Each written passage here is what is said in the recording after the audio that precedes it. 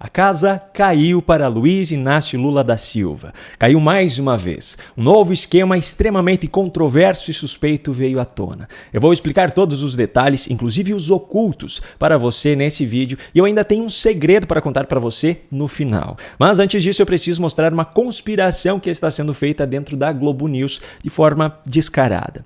Que os jornalistas e comentaristas militantes da Globo News são completamente contra Elon Musk, todos nós já sabíamos. Só que agora eles elevaram isso a um próximo nível. Acusações absurdas e completamente sem provas estão sendo feitas em seus programas sem o menor pudor e sem o mínimo de compromisso com a verdade para com seus telespectadores. Veja só, nesta segunda-feira estava sendo discutido o assunto da decisão de Elon Musk de fechar o escritório do X, o antigo Twitter, no Brasil. Durante a tarde, no Estúdio I, programa que é comandado por Andréa Sadi, as acusações começaram dessa forma. Tudo leva a crer, a gente tem que ter esse cuidado, que ele quis transformar a rede X, numa plataforma luxuosa de expressão das próprias ideias, visões políticas, apoiando quem ele acha que deve. Semana passada ele fez uma entrevista na rede dele com o Trump. Esse argumento de que a rede social X seria uma forma de Elon Musk manipular ideias e pensamentos políticos é refutada pela própria presença da Globo News e de seus jornalistas e comentaristas militantes nessa rede social. A militância de esquerda tem total liberdade de expressar e de propagar suas ideias dentro do X, inclusive essas próprias acusações infundadas. Foi do próprio perfil da Globo News no X que eu retirei esse vídeo, só que as acusações ainda vão além. E, de alguma forma, dentro de uma visão dele, do que é o certo e do que é o errado, começar literalmente a meter o bedelho onde não é chamado e desafiar os poderosos, as pessoas de outros países que estão lá representando valores ou princípios com os quais eles não concordam. Então, para mim, Elon Musk é isso. Por que será que os confrontos de Elon Musk com os poderosos, em especial aqui no Brasil, incomodam tanto essas pessoas? Porque ele, diferentemente dos cidadãos brasileiros, tem acesso às arbitrariedades exercidas contra a sua empresa e tem poder suficiente para peitar essas decisões? Por que é tão importante para esses jornalistas que a submissão às decisões daqueles que estão hoje no poder seja inquestionável no Brasil? Bom, as acusações não pararam por aí. Na verdade, elas ficaram ainda piores no início da noite com os comentários de Daniela Lima. O que isso vai gerar? Bom, eu vou lá e xingo o Gabeira. O Gabeira vê aquilo, ganha um processo sobre injúria e o juiz fala: remove porque você está acusando ele de algo que ele não fez, muitas vezes um crime, e isso não pode continuar na internet. Aí sabe o que ele vai ter que fazer? Mandar uma carta lá para os Estados Unidos, que vai demorar 3 anos para chegar e ninguém pode nunca responder. Isso é ilegal. Que mentira descarada. Com o celular na mão, ela tem a coragem de dizer que hoje uma decisão pedindo a remoção de uma publicação em uma rede social precisa ser enviada por carta e que isso demoraria 3 anos para chegar.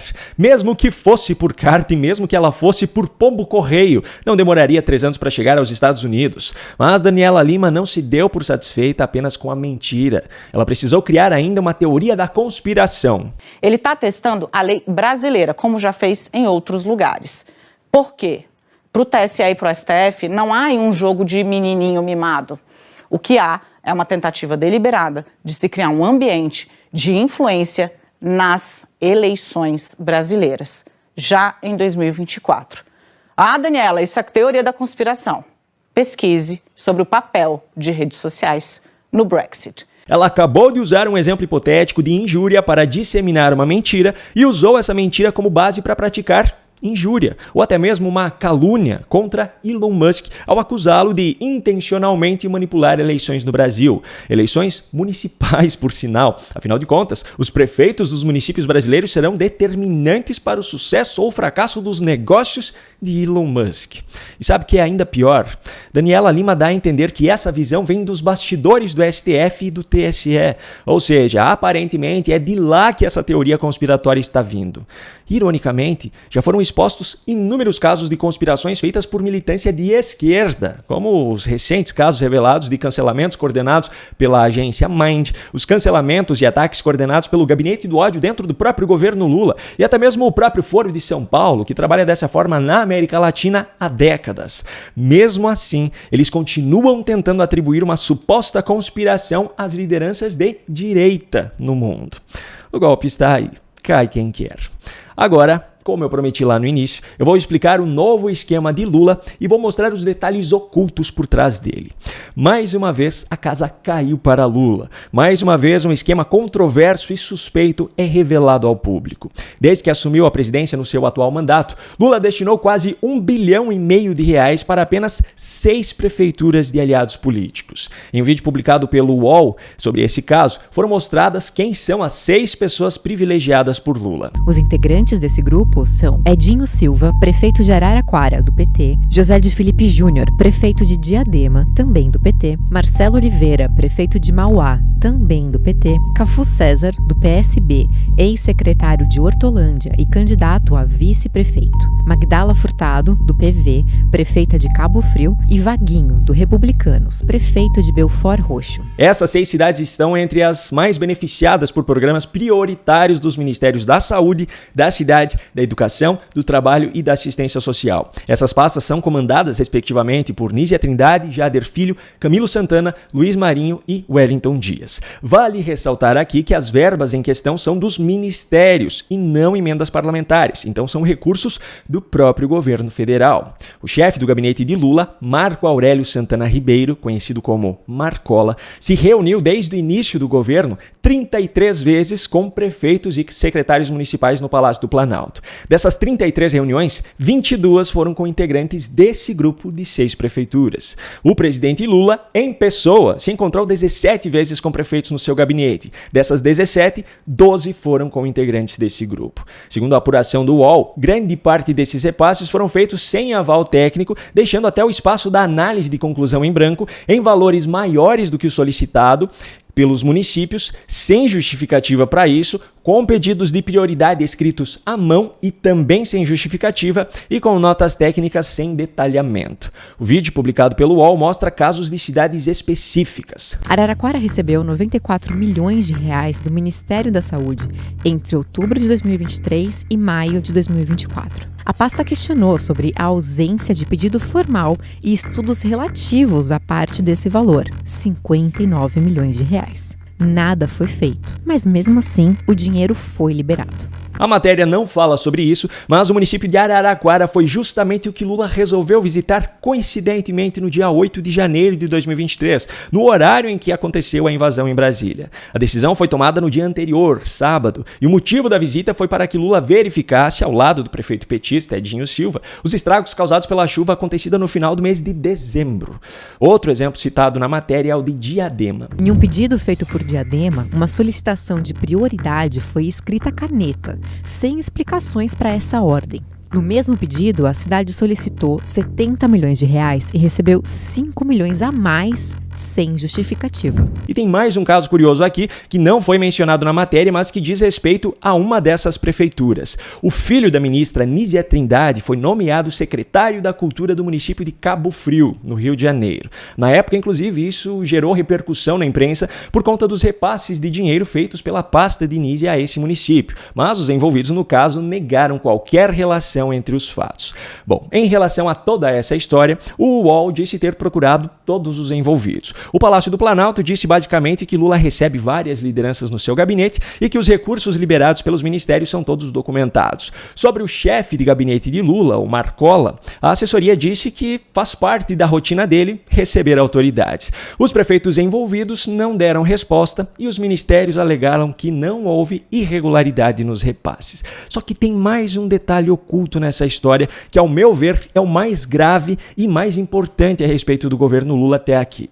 Os fatos revelados por essa matéria mostram que o governo Lula repassou valores acima dos solicitados e para os municípios e abrindo mão de várias das burocracias impostas pela lei. Em contrapartida, diante da tragédia causada pelas enchentes no Rio Grande do Sul nesse ano, a principal desculpa dada pelo governo Lula para as inúmeras reclamações de prefeitos gaúchos de demora para a destinação dos recursos foi justamente a necessidade de cumprir todas essas burocracias determinadas por lei, mesmo em situações urgentes, como era o caso. Lula, inclusive, em um evento no Rio Grande do Sul na sexta-feira passada, levantou mais uma vez esse assunto. Porque é importante que os companheiros prefeitos saibam que para o governo federal passar dinheiro na saúde, na educação, no transporte, é preciso que haja o cadastramento das pessoas. Para a gente fazer casa, é preciso saber se a pessoa realmente perdeu a sua casa. É preciso ter nome e endereço. Não dá para a gente chutar, porque se a gente chutar, a gente toma um processo pelas costas e a gente depois tem que pagar um preço muito alto e ainda ser chamado de corrupto. Pois é, veja como funciona o governo Lula. Para os municípios governados por aliados, recursos são destinados além do solicitado e driblando burocracias. Agora, para o Rio Grande do Sul, estado que sofreu com a maior tragédia climática da história desse país, onde grande parte da população perdeu tudo, o governo Lula fez questão de cumprir cada vírgula das burocracias impostas pela lei. E mesmo assim, como eu mostrei no vídeo de ontem, Paulo Pimenta teve a imensurável indecência de dizer isso aqui para o povo gaúcho. Hoje é um dia da gente celebrar e agradecer. Agradecer porque tem um ditado popular que fala que a gente conhece os amigos na hora da dificuldade. E o povo gaúcho descobriu que precisa conhecer os amigos na hora da enchente. E foi a mão do presidente Lula que esteve estendida desde o primeiro momento. E aí? Qual é a sua opinião? Me conta aqui nos comentários. Bom, agora, como eu prometi também lá no início, eu tenho um segredo muito importante para contar para você. A partir de hoje, eu estou disponibilizando para você uma comunidade fechada, exclusiva e secreta. O conteúdo publicado aqui no YouTube continuará regularmente de segunda a sexta, mas como você já sabe muito bem, em função do atual cenário do nosso país, tem um limite até o qual eu posso chegar com os meus comentários. Eu sinto que eu posso entregar muito mais para você. Só que para isso eu preciso de um ambiente fechado e exclusivo, onde as informações publicadas permaneçam lá, apenas para os membros daquele grupo VIP. Como vai funcionar essa comunidade? Você vai clicar no link que eu deixei aqui na descrição desse vídeo e vai ser redirecionado para uma página de inscrição. Lá você vai escolher um plano de assinatura. O valor mensal é de R$19,90, mas você terá a opção também de fazer uma assinatura semestral ou anual, ganhando assim um generoso desconto. A partir disso, você receberá as instruções para acessar esse grupo fechado no Telegram e contará também com uma equipe de suporte para resolver qualquer problema. Nesse grupo, diariamente, eu publicarei notícias importantes sobre o Brasil e o mundo, inclusive aquilo que não é mostrado pela imprensa brasileira, publicarei recortes de vídeos antes de irem ao ar no YouTube e no Instagram, publicarei análises secretas e exclusivas sobre assuntos polêmicos e delicados, com a liberdade de poder ir além do que eu posso fazer no YouTube e ainda periodicamente fazer transmissões ao vivo com perguntas e respostas. Só que, como eu estimo muito por cada um que faz parte da minha audiência, eu negociei com parceiros e consegui incluir ainda 2 bônus para quem fizer a assinatura. O meu e-book, 7 estratégias para vencer debates com militantes de esquerda, e ainda o curso Fórmula Inteligência Artificial Lucrativa. Então, quem fizer a assinatura da comunidade secreta receberá gratuitamente acesso a esses 2 materiais como bônus. Qualquer dúvida ou dificuldade em relação a essa comunidade, mande um e-mail para suporte@paulobaltokoski.site. Agora, clique aqui no link que eu deixei na descrição desse vídeo e venha conhecer os segredos mais sórdidos desse país. Um grande abraço e até a próxima.